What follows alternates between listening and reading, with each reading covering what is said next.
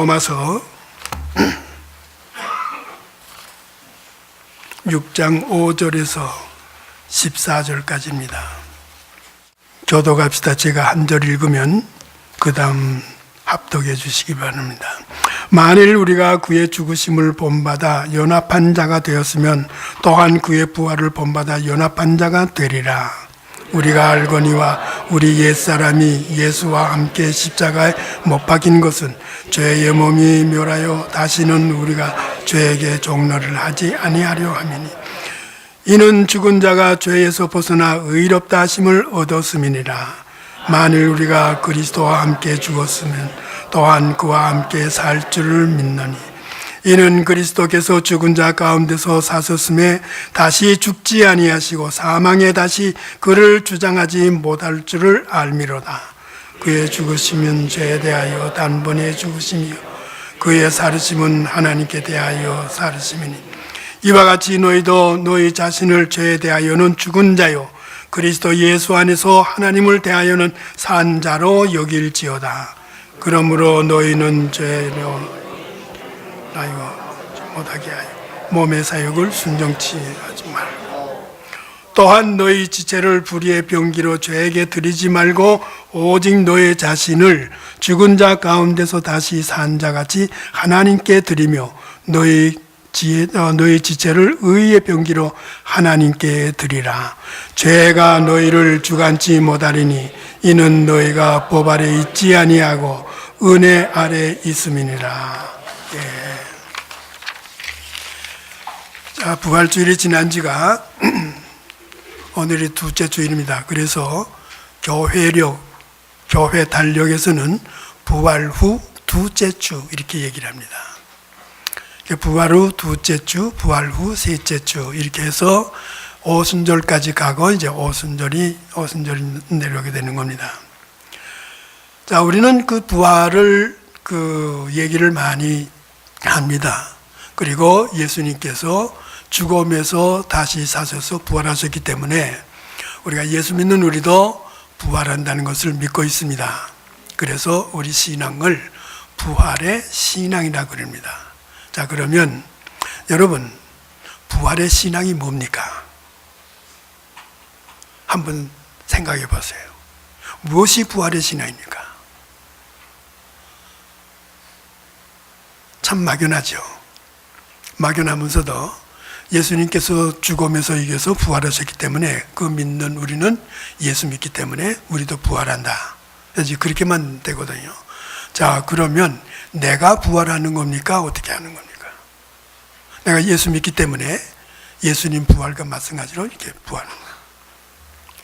막연합니다. 여러분 부활 신앙이라고는 하긴 하지만은 부활 신앙이 뭐냐 할 때에 대답 못합니다. 그보다 먼저 한번 우리 생각해 봅시다. 예수님 다시 사셨네.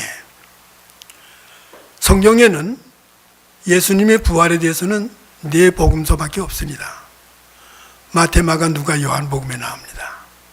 근데 마태, 마가, 누가, 요한복음 네 복음서 가운데서 부활이라는 단어가 우리는 하나로 되어 있습니다만은 성경에는 세 가지 말이 있습니다. 부활이라는 말. 부활이라는 하나의 사건인데 그런데 세 가지의 단어가 있어요. 하나는 명사가 있고 하나는 동사가 있습니다. 그리고 거기에 또 한 단어의 동사가 또 하나가 있습니다.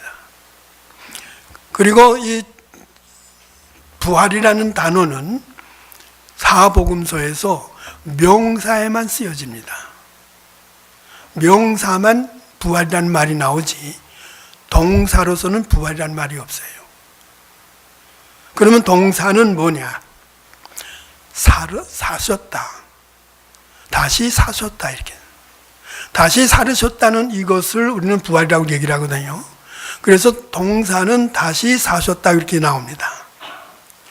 근데 성경에 보게 되게 되면 28번 이 네 복음서에 부활이라는 단어, 다시 사셨다는 이 단어 전체 합쳐서 26번 나옵니다. 26번 나오는데 그 가운데에 부활이라는 명사의 단어가 아나스타시스라는 말로서 나옵니다. 이건 전체가 꼭 명사입니다. 부활이라는 말. 그러면 나머지 동사는 뭐 나오게 되게 되면 에게이로라는 말로 나와요. 에게이로라는 말로 나오는데 이건 동사입니다. 이건 명사가 없어요. 여러분 한번 생각해 봅시다. 성경에 예수님이 다시 사셨다. 누가 사는 겁니까? 예수님이 사셨죠. 그 맞는 대답입니까? 틀린 대답입니까? 성경적으로 보면은 예수님이 사신 게 아닙니다. 예수님은 죽은 거로 끝난 거예요. 왜? 하나님이 예수님한테 맡겨준 일은 하나님의 아들로서 이 세상에 와서 하나님을 배신하고 하나님을 배역하고 하나님을 아주 멸시해버리고 하나님에 대해서 생각도 안 하는 온 인류에게 하나님을 깨닫게 하고 하나님의 복음을 전해서 하나님이 되게끔 하고 쉽게 말하면 하나님 노릇을 할 수 있도록 시켜드리도록 그렇게 하기 위해서 하나님의 것을 알리고 하나님의 나라를 만들기 위해서 하나님이 자기 아들 되는 예수님을 이 땅에 보내셔서 죽기까지 순종해서 그 일을 할 수 있도록 해주신 것이 예수입니다. 그래서 예수는 그래서 사람의 몸에서 태어났지만은 성령으로 잉태되시는 거예요. 성령으로 잉태돼서 태어나는 것으로부터 시작을 해가지고 잉태로부터 시작해서 십자가에 못 박혀 돌아가시는 일까지가 하나님이 예수에게 맡겨진 일입니다. 그래서 예수님이 맨 마지막에 견딜 수가 없어요. 하나님 아버지요, 될 수 있으면 이 잔을 나에게서 좀 떠나게 해주십시오. 그렇게 해줄 수 없습니까? 그러나 내 마음대로 말고 아버지의 뜻대로 하십시오. 그리고 끝까지 입을 열지 않고 십자가에서 그대로 죽으신 겁니다. 이건 하나님께 순종입니다. 그 일을 완성한 것이 곡고지가 예수님이 하신 일이에요. 그러고 나면 그 다음에 일은 누굽니까? 하나님이에요. 하나님이 예수님 보니까 예수님이 잉태되어서 태어나가지고 애굽에 피난 갔다가 올라와서 나사렛 동네에서 살면서 갈릴리 지역에서 모든 일을 한 것이 하나하나가 하나님이 계획했고 하나님이 사명을 줬던 그 일 그대로 했거든요. 병 고치는 일, 가리키는 일, 무릎 위를 거르는 일, 모든 것이 예수님의 일생의 모든 것이 하나님이 생각하고 하나님이 원했던 그대로 순종하고 마지막 끝까지 십자가에 못 박혀서 온 인류의 죄를 대속하는 일까지 전체가 하나님 마음에 그대로 했거든요. 그러고 나니까 하나님이 옳다. 내가 한 일이 옳다 이거예요. 내가 한 일이 내가 생각하고 있던 그대로다. 그래서 하나님이 일으키신 겁니다. 하나님이 일으켜 세워서 제2의 생명, 새로운 생명, 부활한 새로운 생명, 죽음이 다시 없는 영원한 영생에 대한 이것을 하나님이 시킨 겁니다. 그래서 사복음서에는 부활이라는 단어는 아나스타시스라는 단어는 부활이라는 명사로서만 나오지 동사가 아닙니다. 그러면 에게이로라는 이 부활, 다시 사셨다, 다시 예수님 살아나셨다 하는 이 단어는 능동태가 아닙니다. 예수님이 자기가 일어난 게 아니에요.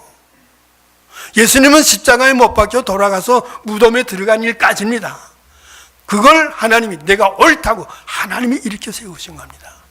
그래서 이 네 복음서에 나오는 다시 사셨다는 이 동사는 전체가 수동태입니다. 일으킴을 받은 거예요, 예수님이. 새 생명을 하나님이 주신 걸 그대로 받은 겁니다. 우리가 잘 알고 있는 마태복음 28장 그 4절에 보게 되게 되면 예수가 살아나셨느니라. 그 막달라 마리아와 다른 마리아 세 여자가 무덤에 갔습니다. 무덤에 가니까 안에 무덤의 문이 돌문이 열려져 있고 안에는 그 천사가 있어가지고 천사가 얘기를 합니다. 내가 죽은 예수를 찾으러 왔구나. 그러면서 뭐든 이것을 봐라. 여긴 예수의 시체가 없다. 예수가 다시 살아나셨느니라. 그렇게 얘기를 합니다. 그것도 수동태입니다. 예수가 살아남을 받았다. 그 얘기. 하나님께서 일으켜 세워서 새 생명을 줬기 때문에 일으킴을 받았다. 그렇게 쓰여져 있는 겁니다. 그 다음에 7절도 모행하게 되게 되면 예수님이 직접 만났습니다. 그러고 난 다음에 천사들이 얘기하기를 빨리 가서 제자들에게 예수가 살아났다는 걸 알리라 해서 돌아가려고 할 때에 예수님이 이제 막달라 마리아하고 그 마리아 다른 여자들이 나타나서 얘기를 합니다. 예수가 살아나셨고 이렇게 얘기를 합니다. 예수님 자기가 직접 얘기를 하는 거예요. 근데 살아나셨고 하는 것도 뭐냐면 능동태가 아니고 수동태입니다. 예수님이 자기가 하나님이 일으켜 세워주셨다는 거예요. 마가복음도 마찬가지입니다. 마가복음 16장 14절에도 16장의 마지막 장이죠. 거기도 뭐냐 예수께서 자기의 살아난 것을 예수님이 직접 얘기합니다. 예수님께서 자기가 살아난 것을 할 때 살아난 것 할 때 명사가 아닙니다. 이거는 동사로 쓴 겁니다. 동사로 쓰여졌는데 수동태 동사로 쓰여졌습니다. 하나님이 예수님이 하신 일이 옳다고 인정한 겁니다. 그러면 예수 믿는 우리는 예수로 말미암아 구원받은 우리는 어떻게 되느냐? 어떻게 될 거로 생각합니까? 우리가 능동태로 될 겁니까? 수동태로 될 겁니까? 수동태로 되는 거예요. 우리도 일으킴을 받는 겁니다.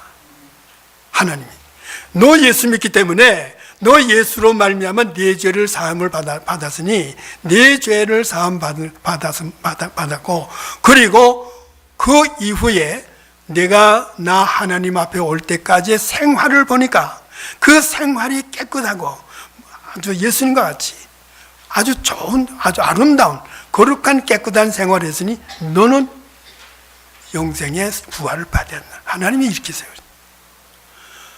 성경의 글자가 전부 그렇게 되어 있습니다. 그렇게 되어 있는 거예요. 자, 그래서 그러면 이제 바울은 이런 문제를 가지고 우리에게 어떻게 얘기해 주고 있느냐 하는 것이 오늘 본문입니다. 본문에 바울이 얘기하기를 로마서 6장에 가가지고 이 로마 교인들뿐만 아니라 여러 교인들에게 믿는 사람들에게 부활에 대해서 얘기를 해주는 겁니다. 첫째 우리가 바울의 얘기를 이제 찾아보게 되게 되면 첫 번째는 뭐냐면 예수의 부활을 믿는 우리는 어떻게 되어지느냐 하는 것에 대해서 5절에서부터 7절에 있는 얘기입니다. 예수를 믿는 우리는 어떻게 되는가?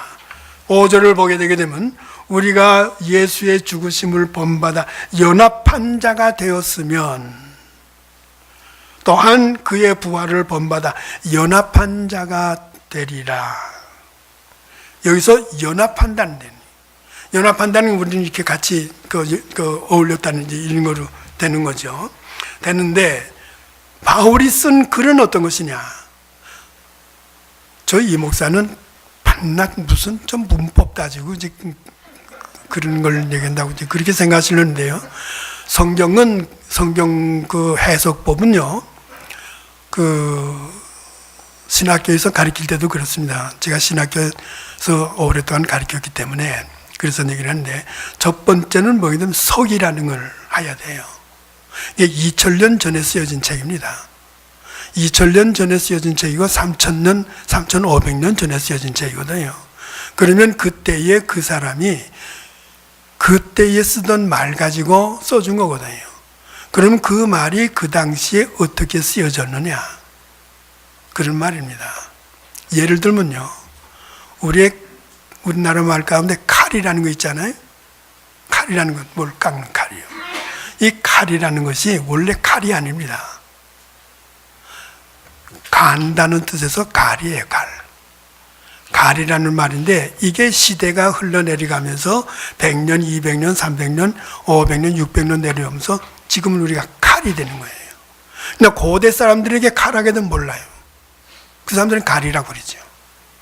이렇게 말이라는 건 그 시대의 문화에 따라서 달라집니다. 성경에 쓴 글이 적어도 2000년 전에 쓰여진 글이기 때문에 그때의 그 사람들이, 다시 말하자면 바울이 그때에 쓰던 말 가지고 써졌는데 그때 어떤 사고방식으로 쓰여진 글이냐, 그걸 찾는 거예요. 그걸 찾아가지고 현대 우리 사회, 현대 우리가 살고 있는 이 문화사회 속에서 그걸 적용시켜서 이런 뜻이구나 하는 걸 그걸 생각하는 거예요. 그것이 속입니다. 그래서 신학교에서 공부한다는 것은 그런 걸 공부하는 거예요. 그래서 그 히브리어도 공부해야 되고 히라보도 공부해야 되고 문법도 공부해야 되고 그 뜻이 뭐라는 거, 그 뜻이 그 당시에 문화가 어떻게 됐냐, 당시 로마 사회 문화는 뭐이고 히랍 사회의 문화는 뭐이고 유대인들의 생각은 뭐냐, 이런 것을 해가지고 그것을 근본으로 해가지고 성경을 해석을 할 때에 바로 해석이 되는 겁니다. 그래서 적용을 이제 하는 거죠. 그런 의미에서 제가 그런 얘기를 하기 때문에 저 이 목사는 그 문법 같은 걸 자꾸 얘기 때문에 좀 어렵다 이렇게 생각하지 마시고, 여러분이 다 그래도 다 고등교육은 다 받지 않았습니까? 그러니까 그 힘들게 생각하지 마시기 바랍니다. 여기에 그리스도와 그리스도가 연합한 자가 됐다. 그 연합한 자가 됐다는 이 말이 뭐냐면 숨포투스라고 해요. 숨포투스라고 해요. 그러니까 숨포투스라는 말은 두 단어가 합쳐서 된 겁니다.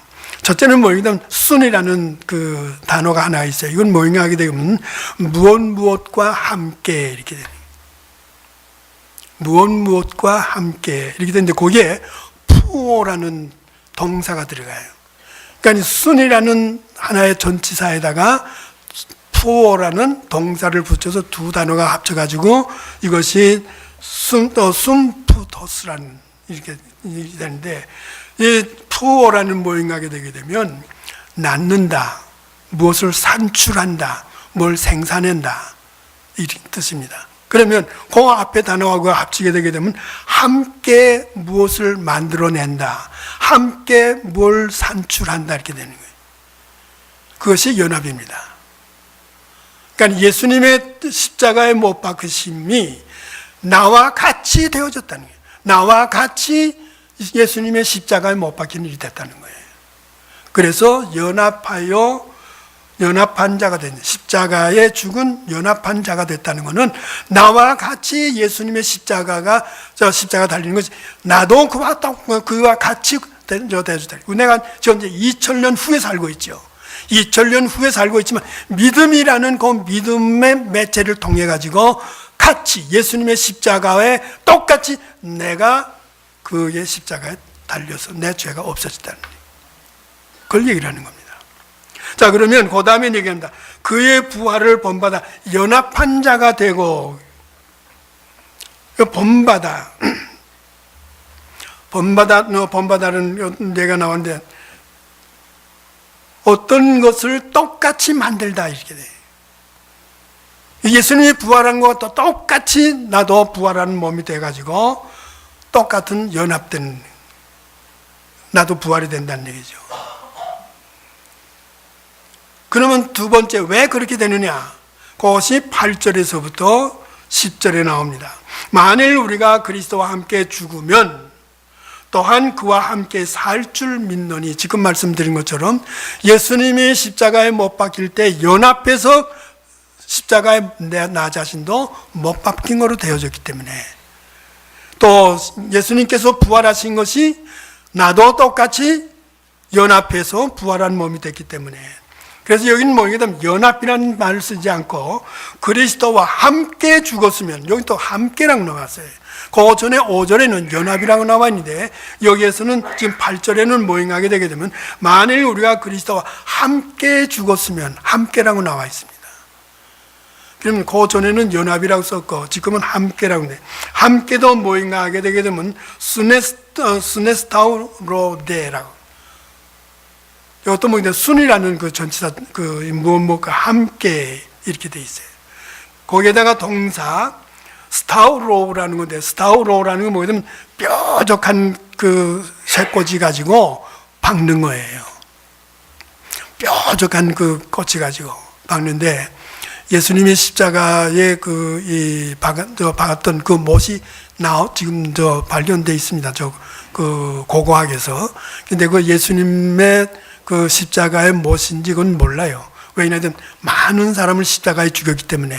그런데 그 지금 유대 나라라는 건 습기가 없지 않습니까? 비가 와서 습기가 있으면 녹이 쓸어가지고 다 부패되고 마는데, 그 이스라엘 그 예루살렘 그 근처의 땅은 비가 없고 습기가 없기 때문에 그대로입니다.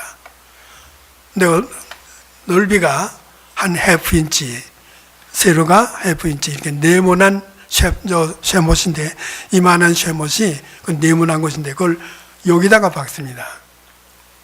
여기다 박으면, 손에다 여기다 박으면은 이게 찢어져요. 몸에 체중이 되기 때문에. 그래서 안 되기 때문에 여기다 박습니다. 근데 우리는 흔히 모이게 되면 예수님이 손바닥에 이제 이렇게 내기로 하는데, 그 로마 시대 때의 십자가에 못 박는 건 바로 여기다 박는 겁니다. 양쪽 손을 여기다 박죠. 그렇게 되면 걸려가지고 내려가질 않으니까. 그리고 발도 모이게 되면 발목에 막 덮쳐가지고 이렇게 되죠. 그래서 발을 이제 굽히게 되는 거죠. 자, 근데 그때에 썼던 그 못들이 지금 나옵니다. 자, 그런 못을 가지고 뭐라고 그러는가 하게 되게 되면, 스타우로우라고 그래요. 그러니까, 함께 그 뾰족한 거 가지고 같이 박혀졌다는 거예요. 그리고 함께 살 줄을 믿으노니 똑같이 그렇게 됐다는 거예요. 그래서 예수님의 십자가의 죽으심이 나의 십자가, 내가 믿음을 통해서 나의 십자가의 죽음을 통해서 하나님으로부터 내 죄를 용서받는 거죠. 그리고 예수님께서 하신 일이 옳다고 인정됐기 때문에 하나님이 예수님을 다시 살려나셨기 때문에 그 예수님과 똑같이 되어진 내가 다시 살림을 받는다는 얘기예요. 내가 살아나는 게 아닙니다. 내가 예수 믿기 때문에 그 믿음을 통해서 내가 살아나는 게 아니고 하나님 내가 옳다는 거예요. 여러분들이 옳다고 인정한 겁니다. 여러분들이 옳다고 인정했기 때문에 여러분들을 다시 살리신다는 거예요. 그래서 세 번째로 우리가 생각할 것은 뭐인가 하게 되게 되면, 그렇기 때문에 우리는 어떻게 해야 하나? 예수를 믿으면은 믿음으로 말미암아 구원받았고, 믿음으로 예수님과 똑같이 되어졌고 같이 부활하기 때문에 이건 다 되느냐? 아니라는 거예요. 아닙니다. 이것이 11절에 나와 있습니다. 11절에서 14절에 나옵니다. 11절에 나오는 거 보면, 그러므로 너희는 죄로 너희 죽은 몸을 왕노릇하지 못하게 하라 이거예요. 이미 십자가에서 우리 죄를 용서받아가지고 하나님의 마음에 드는 사람으로 하나님의 자녀, 하나님의 식구가 된 겁니다. 하나님의 아들이 되어졌고 하나님의 딸이 되어진 거예요. 그러면 하나님의 아들답게, 하나님의 딸답게 살아가야죠. 하나님의 아들이 되었으면 하나님의 아들답게 살고 하나님의 딸답게 살아야지. 그렇지 못하고 옛날들이 산 아담의 그 사탄의 후손식으로, 사탄의 그 자식식으로 그대로 살아간다면 그건 아무것도 아니죠. 그래서 바울이 그러므로 너희는 죄로 너희 죽은 몸을 왕노를 못하게 하라 이거예요. 매라는 건 do not 하지 말라는 거예요. 아주 강력한 이 부정어입니다. 그렇게 하지 말라는 거예요. 바실루에테는 바실리아라는 건 왕이거든요. 그러니까 왕노를 하지만, 그런데 이것을 통치하는 걸 말하는 거예요. 왕노릇을 한 말을 통치. 다시 말하자면 죄가 내 몸을 통치하지 못하게 하라는 거예요. 남을 미워하는 거, 남을 시기하는 거, 남을 흠집내가지고 이러쿵저러쿵 하는 거, 서로 싸우고 서로 용서 못하는 거, 이거 다 죄입니다. 근데 우리는 구원받았지만은 예수로 말미암아 구원받았고 예수와 같이 십자가에 내 모든 과거의 죄가 다 못 박혀서 예수와 연합해서 함께 그렇게 되어졌지만은, 그러나 우리의 본성은, 내성은 아직도 아담의 죄의 그 DNA가 그대로 있다는 거예요. 싫은 건 싫은 거고, 미운 건 미운 거고, 그런 겁니다. 근데 우리는 이런 것을 버리질 못하는 거죠. 이러한 것이 과거의 과거의 나 잘못된 것이 나를 완전히 통치하지 못하도록 하는 거예요. 나를 지배하지 못하도록 하는 거예요. 근데 우리는 우리나라 말 가운데 여러 가지 말들이 있습니다만은 우선 성령 충만이라는 말부터 하나 해봅시다. 제가 전에 작년 금요 예배 시간에 성령 충만 단어 3가지 종류가 있다는 것에서 하나하나 간단하게 설명했습니다. 우선 성령 충만이라는 그 충만 단어라는 것은 프레라는 단어예요. 프레라는 단어인데, 프레라는 단어는 뭐인가 하게 되게 되면 배의 만선입니다. 배에 물건을 꽉 실어가지고 더 실으면은 깔아앉는 거예요. 컵에다가 물을 더 담는데 여기 꽉 들이차가지고 여기 한 방울이라도 더 들어가면 흘러넘치는 거예요. 그래서 이거 꼭 다 차서 더 들어갈 여유가 없는 거. 이거 뭐인가 하게 되면 프레입니다. 프레. 이걸 우리나라 말로서는 충만이라고 이렇게 번역을 했어요. 그러니까 프레는 충만하는 그 단어는 뭐게 되면 물건을 꽉 싣는 거예요. 배에다가 물건을 꽉 실어가지고 완전히 더 실으면 배가 가라앉는 거. 물건을 싣는 것을 프레라고 얘기를 했는데, 성령 충만이라는 말을 뭐게 되면 이 단어를 썼어요. 성령이 물건입니까? 하나님이신데 그 하나님을 어떻게 내 여기다 꽉꽉 만선 물 담는 식으로 이렇게 담는 거예요. 그러니까 충만이라는 말 언어 자체가 안 되는 은혜이죠. 그러면 어떤 것이냐? 성령 충만하게 되어졌던 오순절 다락방의 사람들, 그리고 1급 집사를 택할 때에 믿음과 성령이 충만한 사람 할 때 그 1급 집사들 그 성령 충만한 그 상태, 또 그리고 바울이 그 성령이 충만해가지고 그리고 저 복음 전도 다닐 때에 병자도 고치고 그 독사가 물렸는데도 독사에 독이 안 오르고 이렇게 된 그런 상태를 보게 되게 되면 성령이 꽉꽉 여기 들어와서 채워가지고 더 여유가 없을 정도로 그렇게 됐다는 것으로는 표현할 수가 없는 거예요. 그건 뭐냐? 성령에 완전히 지배당하고 완전히 통치를 당하는. 그래서 성령 충만이라는 단어는 뭐인가 하면 성령이여 나를 완전히 지배하고 완전히 통치해 주십시오. 내가 완전히 성령에 지배당하고 완전히 통치를 받기 때문에 내 거가 하나도 움직이지 못하고 내 생각, 내 마음에서 미워하는 거, 시기하는 거, 질투하는 거, 욕심 부리는 거, 이런 것이 전혀 나오지 못하도록 완전히 성령이 나를 지배하고 통치해 달라는 거예요. 이게 성령 충만이죠. 이게 성령 충만입니다.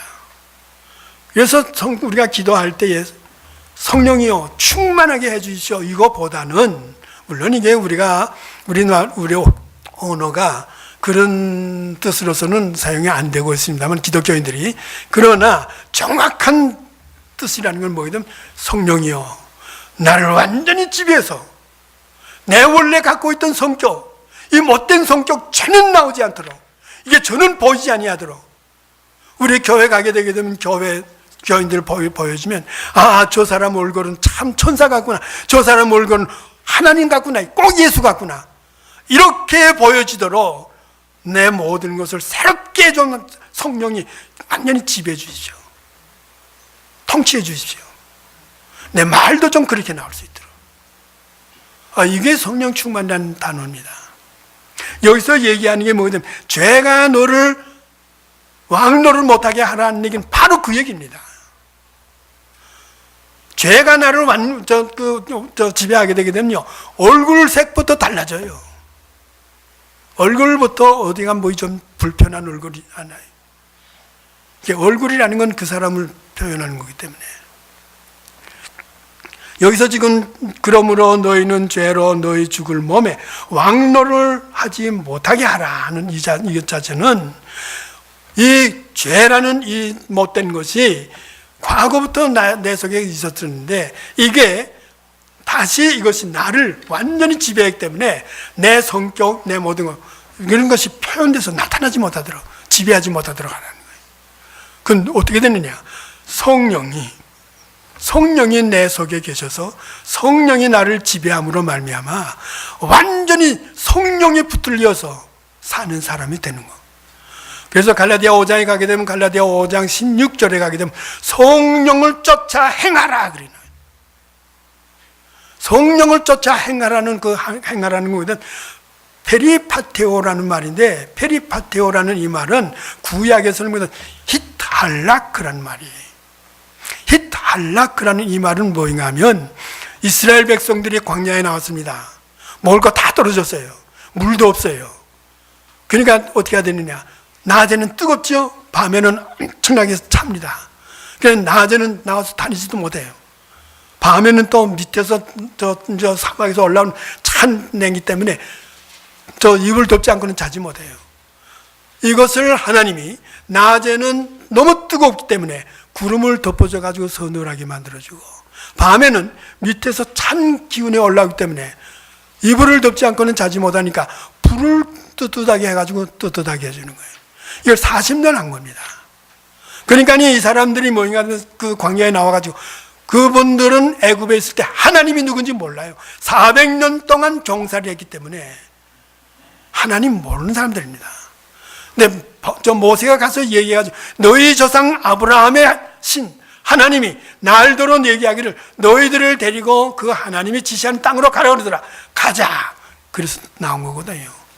그래서 모세에게 계속 불만하고, 우리가 애굽에 있었으면 좋았을 텐데 왜 여기까지 데려나와 가지고 우리로 하여금 이렇게 고생을 시키는가, 이렇게 하는 거예요.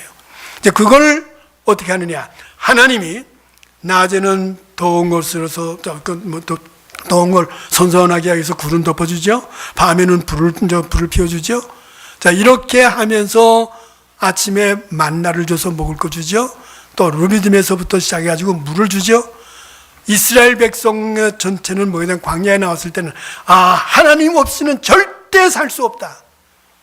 이 신의 반도라는 것은 자연적으로서는 인간은 살 수 없는 것입니다. 자연 환경으로서는 절대 못 살아요.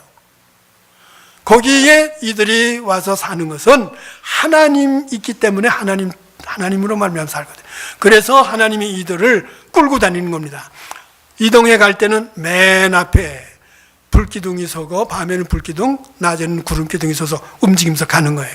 그러면 이 이스라엘 백성들이 유다 지파를 중심해서 앞에 세 지파, 그 다음에 루벤 지파를 중심해서 그 다음 대열이 세 지파, 그 다음에 법궤와 그리고 성막거든요. 그리고 나머지 분들 에브라임 지파를 해서 또 세 지파, 맨 뒤가 단 지파에서 세 지파에서 12지파가 군대가 행렬하는 식으로, 그래서 이스라엘 군대라고 그럽니다.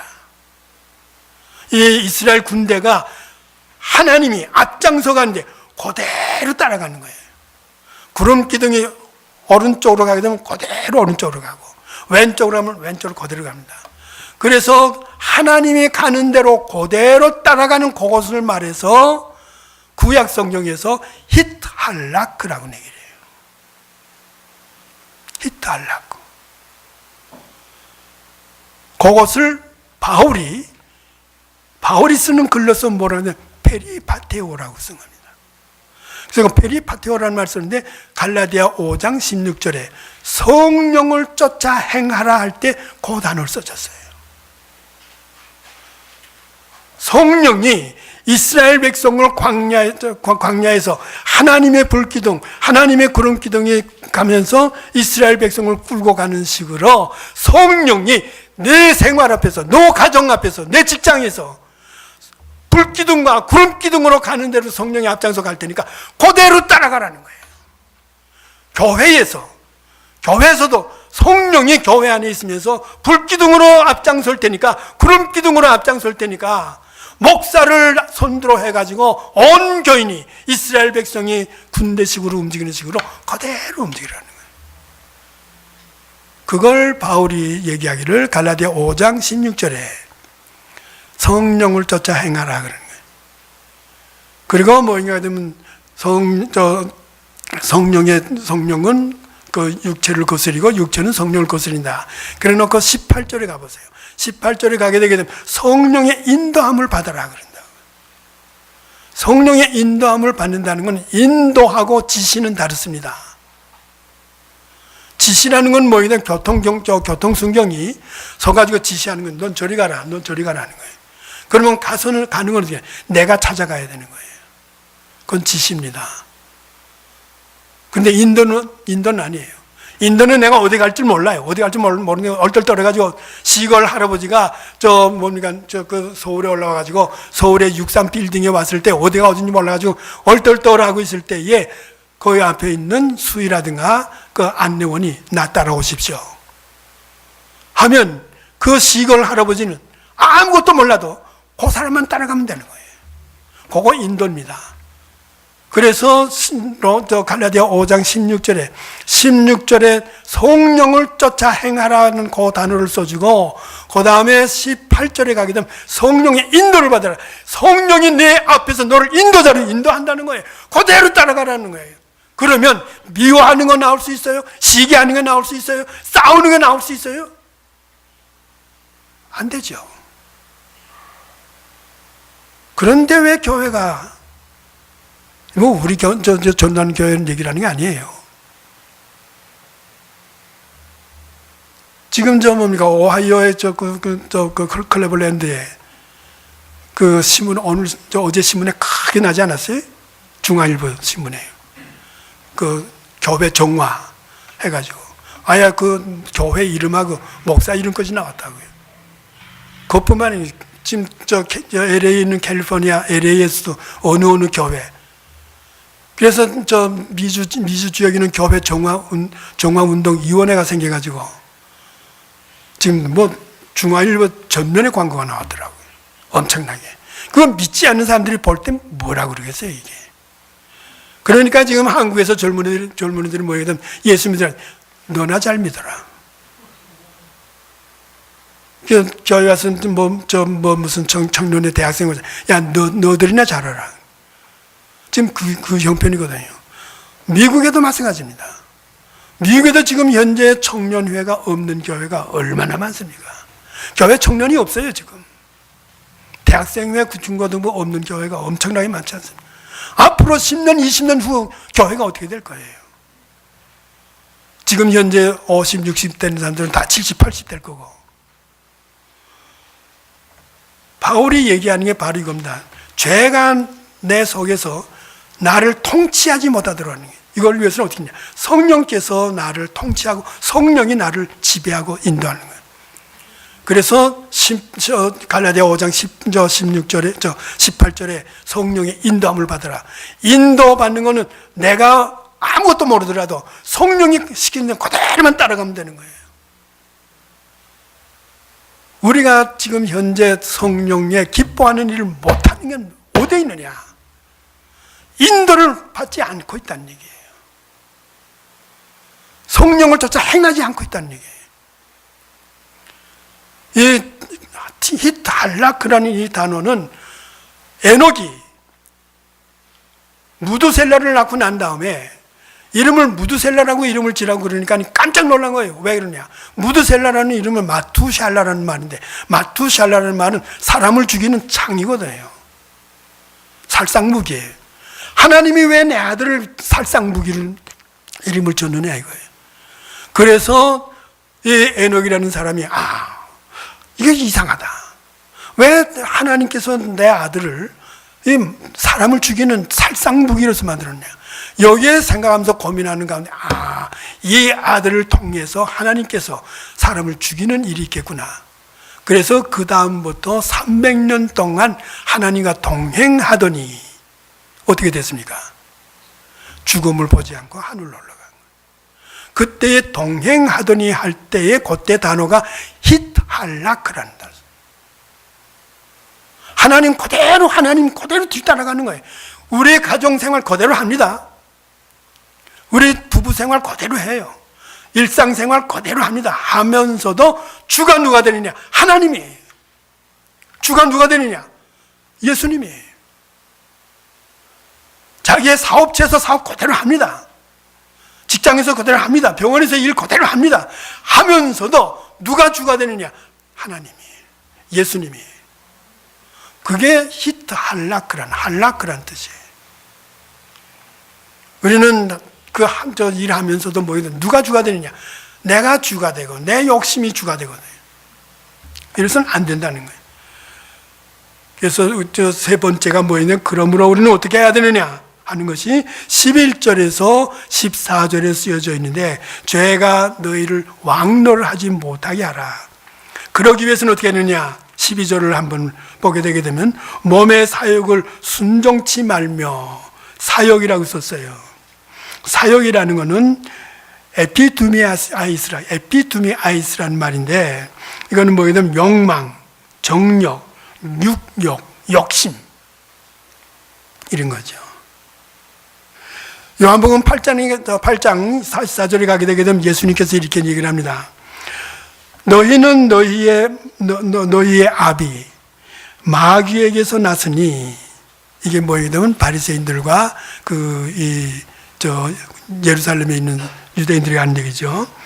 너희 아비 마귀에게서 났으니 너희의 아비의 욕심을 너희도 행하고자 하느니라. 욕심을 할 때 바로 이 단어 써졌어요. 그 욕심. 그러면 이 욕심이 어디서 나오냐? 마귀에게서 나오는 거예요. 그러니까 이 사욕이라는 게 뭐냐? 사욕이라는 것은 마귀, 귀신에게서 나온다는 얘기예요.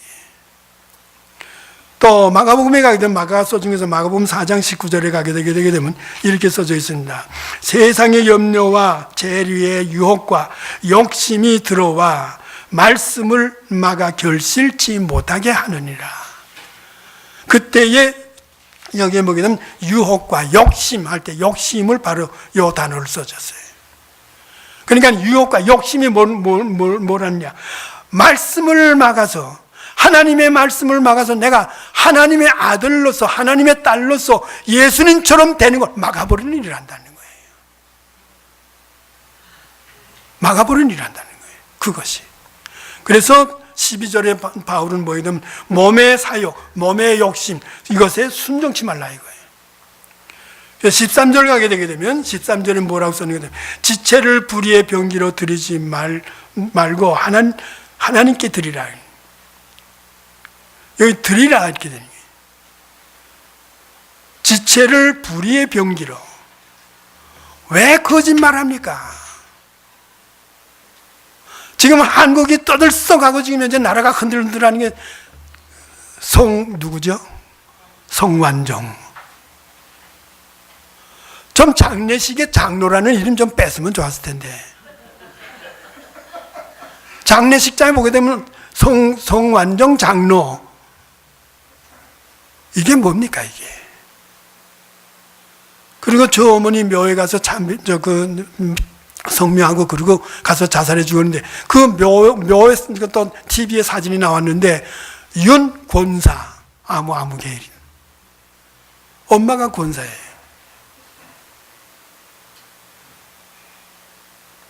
지체를 불의에다 드리고 나니까 임원아입니다. 그 사람 한 사람으로 말미암아 엄청난 지금 문제가 많이 나오고 있잖아요. 이미 벌써 은행 금융계에서는 워카 당합니다. 그 기업체 이건 안 된다는 거예요. 그래서 구조 조정을 하고 이거 재무 조정을 다시 해야 된다. 그런데도 뭐인가 되면 끝내 이 사람입니다. 내가 누구의 빽이고 내가 누구의 자꾸 권력층을 갖다 대가지고선 1조 3천억 원 아닙니까 지금? 이게 누가 한 겁니까? 이게 예수 믿는 사람이에요. 이게 왜 그러느냐? 지체를 불의의 병기로 드리기 때문에. 부활합니까 이 사람? 부활될 수 있어요? 예수로 말미암아 연합했기 때문에 연합한 몸이 돼서 십자가에 같이 달려서 내 죄를 사함받았고, 그리고 연합하여서 부활의 몸이 됐다게 되게 되면, 그러면 부활된 몸으로서 죄 사함 받은 몸으로서 깨끗하게 예수님처럼 깨끗하게 지켜나가야죠. 깨끗하게 유지해 나가는 거죠. 그럴 때 하나님 볼 때, 예수가 옳은 것처럼 너도 옳구나. 너 부활해야 된다는 거예요. 이것이 부활의 신앙입니다. 14절에 본 네 번째 본 14절에 본 죄가 너희를 주관치 못하리니 이는 너희가 법 아래 있지 아니하고 은혜 아래 있음이니라. 이것을 끝이는 거예요. 자, 은혜 아래 있는 사람들은 어떤 사람들입니까? 은혜 안에 있는 사람은 어떤 사람들이에요? 여러분, 사도행전 6장 8절 한번 다 찾으세요. 사도행전 6장 8절.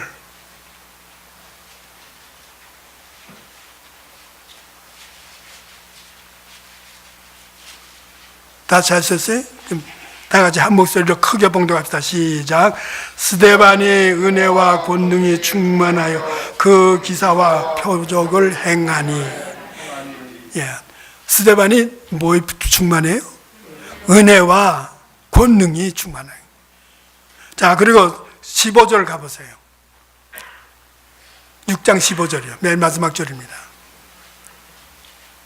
다 같이 시작. 공회 중에 앉은 사람들이 스데반을 주목하여 보니 그 얼굴이 천사의 얼굴 같더라.